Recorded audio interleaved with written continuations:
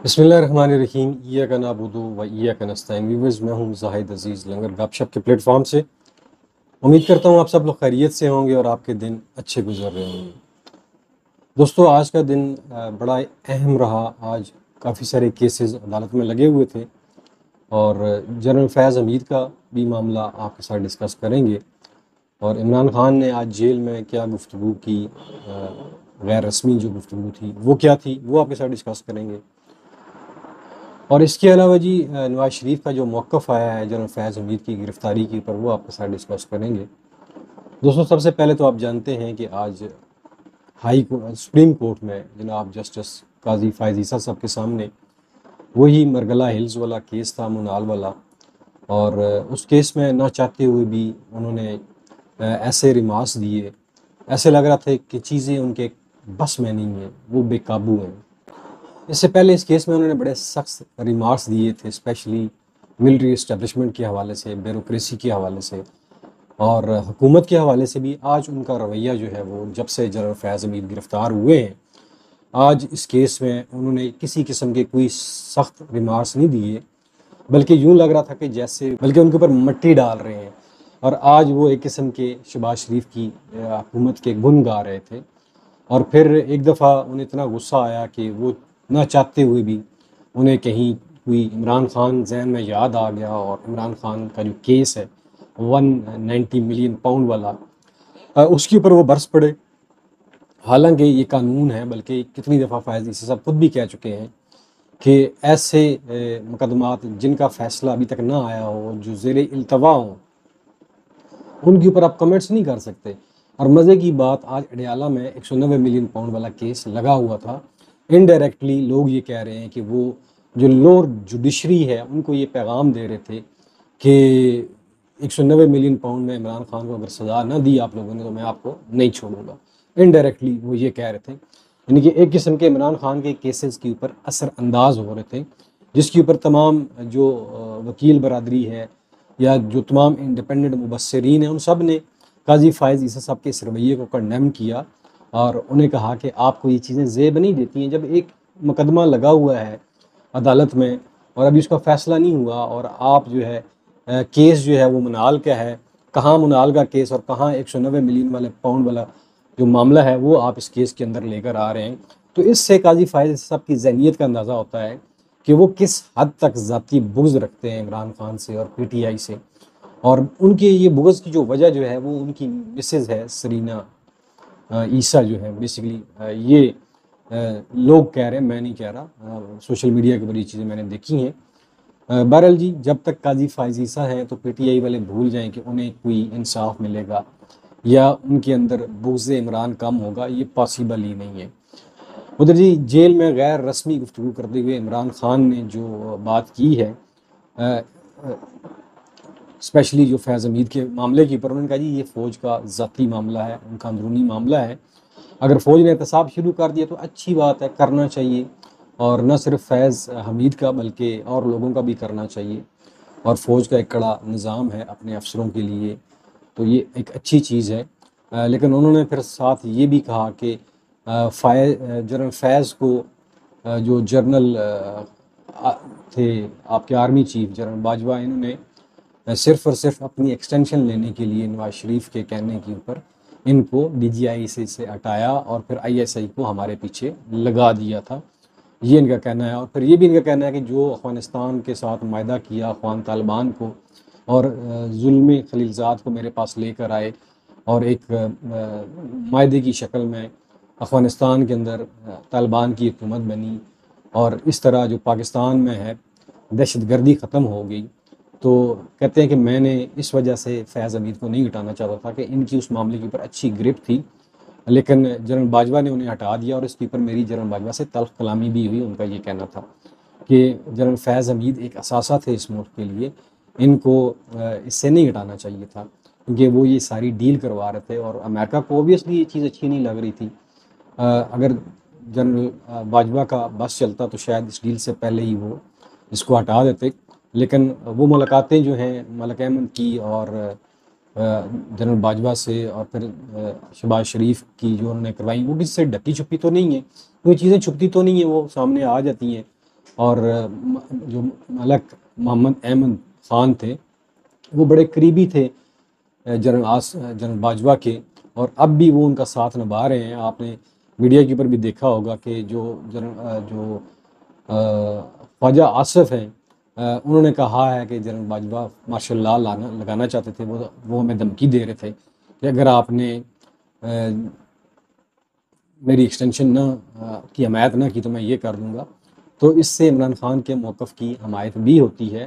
اور پھر اس کے اوپر ملک احمد نے جو خواجہ آصف کے بیان کے اوپر رد عمل بھی دیا، انہوں نے کہا جی یہ ایسے ہی بیان دے دیتے ہیں، کسی سے پوچھ کے دینا چاہیے، ایسا کچھ نہیں ہوا تھا۔ یعنی کہ نون لیگ کے دونوں سینئر رہنما آپس میں ایک دوسرے کے ساتھ الجھ رہے ہیں۔ ایک کہہ رہا ہے کہ جنرل باجوہ نے یہ کہا تھا، دوسرا کہہ رہا ہے کہ یہ انہوں نے نہیں کہا تھا۔ اور ملک جو احمد خان ہیں، انہیں جو سپیکر کی سیٹ ملی ہے وہ بھی جنرل باجوہ کے مرہون منت ہی ملی ہے۔ اور جنرل فیض کے اوپر بتاتا چلوں گی کہ اس کے ساتھ 3 اور افسران کو بھی گرفتار کر لیا، جس میں 2 بریگیڈیئر اور 1 کرنل بھی شامل ہے۔ کہا جا رہا ہے کہ یہ جو ہے فیض حمید اور سیاسی جماعت کے درمیان رابطہ کاری کا، سہولت کاری کا ایک نیٹ ورک تھا۔ یہ بیچ میں ایک پل تھے جس کے ذریعے جنرل فیض اپنے بیانات بھیجتے تھے وغیرہ وغیرہ۔ یہ آج ISPR کی پریس کانفرنس میں بتایا گیا ہے۔ ویئر جب گرفتار کیا گیا تھا تو ISPR نے یہ کہا تھا کہ انہیں ٹاپ سٹی والے کیس میں ہم نے گرفتار کیا ہے، لیکن ٹاپ سٹی ایک بہانہ تھا، نشانہ کوئی اور تھا۔ وہ چیزیں سامنے آ رہی ہیں۔ اور پھر جی ایک اور اہم خبر بھی ہے کہ پاکستان کے جو سابقہ آرمی چیف جنرل کیانی اور جنرل راحیل شریف وہ بھی پاکستان تشریف لائے ہیں، اور ان کی جنرل عاصم منیر سے ملاقاتیں بھی ہوئی ہیں۔ اور دیکھتے ہیں یہ ملاقاتیں دوستوں اس تناظر میں نہیں ہیں میرے خیال میں۔ بیسیکلی آپ نے جو MBS ہیں ان کا بیان بھی سنا ہوگا کہ انہیں اپنے قتل کا خدشہ ہے کہ کہیں انہیں قتل کر نہ دیا جائے۔ اس کی وجوہات انہوں نے بتائی ہے کہ میں نے اسرائیل کو تسلیم کرنے کی بات کی ہے، اور امریکہ نے مجھ سے ڈیمانڈ کی تھی، اور میں چاہتا ہوں کہ اسرائیل کو تسلیم کر دیا جائے، لیکن وہ کرنے سے پہلے ضروری ہے کہ پاکستان مسلم امہ کی واحد ایٹمی طاقت جو ہے وہ جب تک تسلیم نہیں کرتی تو ہم نہیں کر سکتے۔ تو یہ جو جنرل راحیل شریف کا وزٹ ہے، بیسیکلی یہ مسلم امہ کی یہ ایک علامتی فوج ہے، اس کے سربراہ بھی ہیں، اور ایک قسم کے MBS کے پرسنل گارڈ کے طور پہ بھی جانے جاتے ہیں۔ ان کا جو پاکستان میں آنے کا مقصد یہ ہے، لوہا گرم ہے، انہیں پتہ ہے کہ جنرل عاصم منیر کے اوپر ہم یہ زور ڈال کے اور اس لولی لگڑی حکومت سے ہم اسرائیل کو تسلیم کروا سکتے ہیں، پاکستان سے اسرائیل کو تسلیم کروا سکتے ہیں۔ تو یہ جو مجھے نظر آ رہا ہے جنرل راحیل شریف کا جو وزٹ ہے اور جو ملاقات ہے، وہ بیسیکلی یہی لگتی ہے کہ پاکستان کیونکہ اس وقت نازک دور سے گزر رہا ہے، پاکستان کو پیسے بھی چاہیے، اور MBS نے بھی ابھی تک کوئی امداد نہیں کی ہے، تو شرط یہی مجھے لگتی ہے، یہ میری قیاس آرائی ہے کہ راحیل شریف کے ذریعے یہ میسج کنوے کیا جائے گا جنرل عاصم منیر کو اور پھر حکومت کو کہ آپ اگر اسرائیل کو تسلیم کر دیں تو آپ کے اوپر جتنے قرضے ہیں وہ سارے کے سارے ہم اتار دیں گے، آپ کو ہم اتنے بلین ڈالرز دے دیں گے۔ بیسیکلی یہ ساری تھیوری جو ہے مجھے اس کے پیچھے نظر آ رہی ہے۔ اگر آپ یہ سمجھ رہے ہیں کہ یہ فیض حمید کی وجہ سے پاکستان میں آئے ہیں اور راحیل شریف بھی فیض حمید کی وجہ سے آئے ہیں، تو ایسا بالکل بھی نہیں ہے دوستو۔ یہ کہانی اور ہے، اور کہانی جو ہے وہ میں نے آپ کو بتا دی ہے کہ کسی طرح پاکستان اسرائیل کو تسلیم کر لے اور پاکستان کی بھی مشکلات حل ہو جائیں، اور جب پاکستان تسلیم کرے گا تو اس کے بعد پھر سعودی عرب بھی تسلیم کرے گا۔ یہ ساری اس کے پیچھے تھیوری ہے، اور اگر اس کو آپ سیاسی رنگ دینا چاہتے ہیں تو آپ بے شک دے لیں، لیکن یہ سیاسی مقاصد کی ملاقات نہیں ہے۔ اس کے علاوہ جی ایک اور اہم خبر ہے، اون علی کھوسا صاحب بڑے زبردست کمیڈین ہیں۔ ان کی کافی ساری ریلز ہم دیکھتے ہیں، وہ پاکستان کے معاشی حالات پہ، سیاسی حالات کے اوپر مزیہ چیزیں پیش کرتے ہیں جنہیں لوگ بڑا پسند بھی کرتے ہیں۔ ان کا ایک جو بل پاکستان ملی نغمہ انہوں نے ریلیز کیا تھا، اس کی وجہ سے ان کی رہائش گاہ کے اوپر انہیں اٹھا لیا گیا ہے، اغوا کر لیا گیا ہے، 2 ویگو ڈالے آئے ہیں، ایک جیمر والی گاڑی آئی ہے اور انہیں گھر سے اٹھا کے لے گئے ہیں۔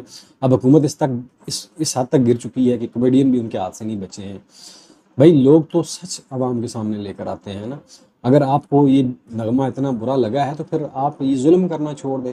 آپ نے جو بجلی مہنگی کی ہے، جو IPPs لگائے ہیں، اور وہ IPPs آپ کے اپنے ہاتھ میں، آپ آج چاہیں تو بجلی سستی کر سکتے ہیں، لیکن آپ نے ایک تو کرپشن سے ملک کو لوٹا اور دوسرا IPP سے ذریعے آپ لوٹ رہے ہیں۔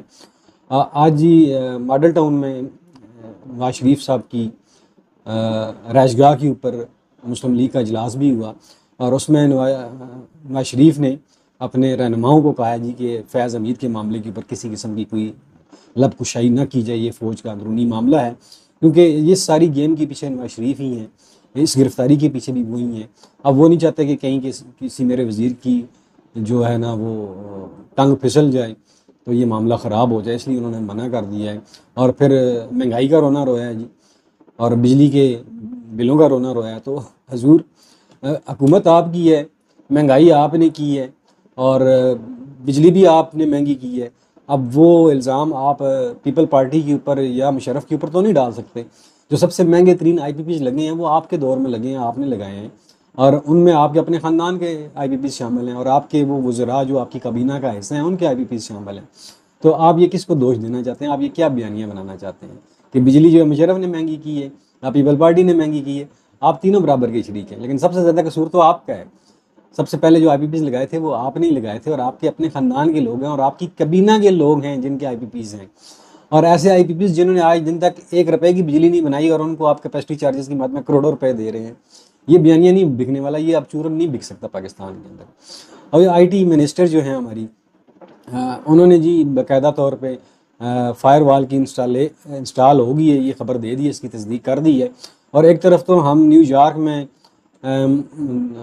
بڑی بڑی بلڈنگز کے اوپر ویڈیوز چلاتے ہیں، پوسٹنگ کرتے ہیں جی کہ پاکستان کی آئی ٹی انڈسٹری بڑی ترقی کر رہی ہے، اور دوسری طرف آپ کا یہ حال ہے کہ آپ فائر وال لگاتے ہیں اور پورے ملک کا انٹرنیٹ تباہ و برباد کر کے رکھ دیتے ہیں۔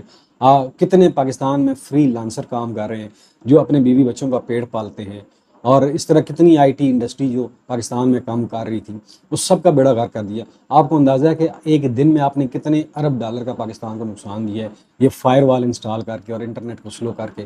تو آپ ایک طرف تو یہ کر رہے ہیں، اور دوسری طرف آپ نیو یارک میں جا کے پوسٹر چلاتے ہیں جی ہم آئی ٹی کے لیے بڑا کام کر رہے ہیں، تحفہ آپ لوگوں کے اوپر، یہ آپ آئی ٹی کے لیے کام کر رہے ہیں، اور وہاں مریم کا تھوبڑا آپ نے لگا دیا جا کے۔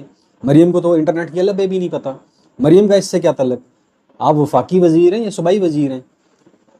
کمال ہے جی۔ تو دنیا آپ کی یہ دو نمبری نہیں جانتی ہے کہ آپ پاکستان میں کیا کر رہے ہیں؟ ایک طرف تو آپ انٹرنیٹ بند کر رہے ہیں، اور دوسری طرف آپ دنیا کو کہہ رہے ہیں جی آپ ہمیں کام دیں، ہم جو ہے وہ انٹرنیٹ انڈسٹری کو پروموٹ کر رہے ہیں۔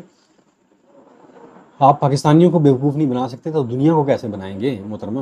یہ ایسے نہیں ہوتا ہے۔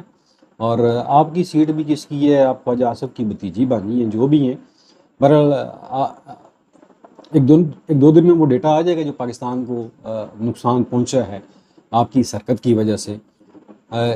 پاکستان میں تو پہلے کوئی سرمایہ کاری کرنے کے لیے تیار نہیں ہے، اور آپ کی ان حرکتوں کی وجہ سے اب کون پاکستان میں سرمایہ کاری کرے گا؟ کون پیسہ یہاں پہ لگائے گا؟ دوستو ایک اور خبر بھی ہے کہ پاکستان تحریک انصاف کے جو پنجاب کے صدر ہیں حماد اظہر، انہوں نے ریزائن کر دیا ہے، اور لاہور کے جو صدر ہیں اصغر گجر جو ہیں ان کا بھی ریزائن لے لیا گیا ہے، اور اسی طرح حافظ ذیشان کا بھی ریزائن آ چکا ہے۔ اس کے اوپر آپ نے سوشل میڈیا کے اوپر مختلف کہانیاں سنی ہوں گی، دیکھتے ہیں اس کے اوپر عمران خان کیا رد عمل شو کرتے ہیں۔ یہ چیزیں پارٹیوں میں چلتی رہتی ہیں، کچھ لوگوں کا خیال ہے کہ یہ اتنے ایکٹیو نہیں تھے پنجاب کے اندر، جبکہ حماد اظہر کا کہنا جی میری عمران خان تک رسائی نہیں ہے، میں وہاں تک نہیں پہنچ سکتا ہوں، اور کچھ فیصلے پنجاب میں ایسے لیے گئے ہیں جنہیں مجھے اعتماد میں نہیں لیا گیا، تو لہٰذا میں جو ہے وہ اس سیٹ کے اوپر ریزائن کر رہا ہوں۔ حافظ ذیشان کا بھی یہی کہنا ہے، اور اصغر گجر کا بھی یہی کہنا ہے کہ آپ نئی قیادت لیں آئیں۔ ہم نے جتنی خدمت کرنی تھی پوری ایمانداری کے ساتھ جماعت کی خدمت کی ہے، تو دیکھتے ہیں اس کے اندر کیا کھچڑی پک رہی ہے، کیونکہ پالیٹکس تو ہر جماعت کے اندر ہوتی ہے، اور پی ٹی آئی میں تو پالیٹکس آپ جانتے ہیں، مخصوص نشستوں والے معاملے کے اوپر بھی پالیٹکس جو ہے وہ عروج کے اوپر ہے، اور ابھی جو صوبائی عہدیدار ہیں ان کے اندر بھی یہ گھس چکی ہے۔ تو اس پارٹی کو صرف اگر چلا سکتے ہیں وہ عمران خان ہی ہے، باقی کسی کے تڑ کی بات نہیں ہے، نہ ہی بس کی بات ہے کہ وہ اس پارٹی کو احسن طریقے سے چلا سکے۔ دوستوں امید کرتا ہوں یہ ویلاگ آپ کو پسند آئے گا۔ آخر میں اپنا اور اپنے پیاروں کا خیال رکھیے گا۔ مجھے دیجیے اجازت۔ پاکستان پائندہ باد۔